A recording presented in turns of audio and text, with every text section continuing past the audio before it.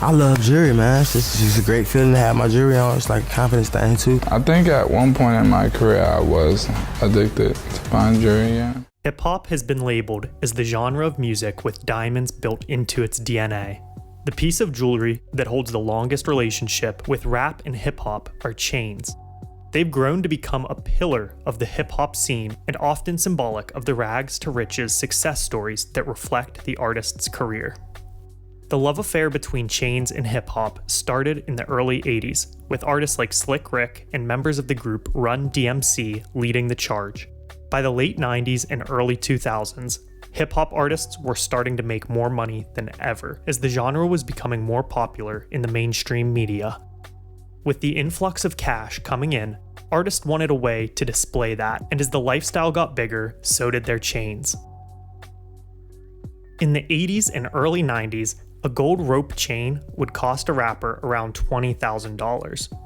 In the late 90s and early 2000s, rappers began dropping serious cash on their jewelry, spending anywhere from $75,000 to $100,000.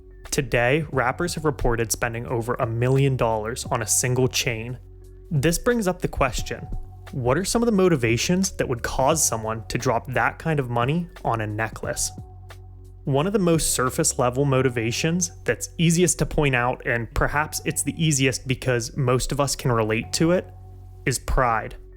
They might just want to flex and show off their recent success with a visual way of representing that, in hopes of receiving affirmation from peers and the opinions of onlookers. When you're wearing big diamonds, it's like a big fuck you to everybody. Pride can also be the motivation for artists to compete amongst themselves, to have the largest size chain, or the most absurd and exotic piece. In the situation that an artist receives an advance from the record label, it can be between $500,000 up to $2 million. Now, this sum of money is given to the artist with the intent to live off of while producing an album, which then has to be paid back from sales of the album before any royalties can be claimed by the artist. Typically, artists can do whatever they want with the advance money. Some use it to fund tours and promote albums. Others may use it to buy mansions or a chain. As Kanye West said in his 2005 hit song, Touch the Sky, "I just wanted to dance. I went to Jacob an hour after I got my advance. I just wanted to shine."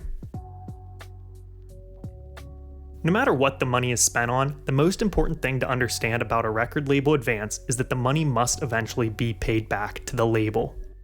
At a glance, I think it's easy to assume that artists are only buying chains due to pride. However, I want to dive deeper and discuss some additional reasons that may not be as obvious from the outside. Today, it's common to see an artist rocking a chain of their record labels. Newly signed artists in some cases will even be gifted one of these branded chains from the label upon signing. But this only became a trend in the early 2000s by Jay-Z and Dame Dash's label, Rockefeller Records. When a new artist was signed to the label, they received a Rockefeller chain to commemorate the occasion. Each Rockefeller chain was designed by Jacob the jeweler and priced at $100,000. Receiving a Rockefeller chain would become a symbol of success, and artists chased the dream of one day also being gifted the chain. Other record labels soon caught on to this brilliant way to leverage chains as a status symbol for new artists, and since has become a relatively standard practice. This is a great investment opportunity for a label to market themselves and get their names associated with an artist.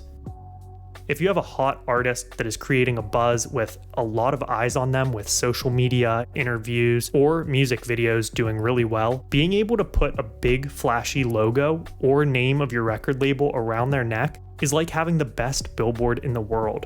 Not only are you advertising yourself directly to consumers who are invested enough in hip-hop to dedicate their time to watch or consume that type of content, but they're also planting the seed into future aspiring artists' minds of what success in the industry might look like for themselves, which would be sitting in the same seat while boasting the same chain from the label, which they'd previously watched their idols do before them.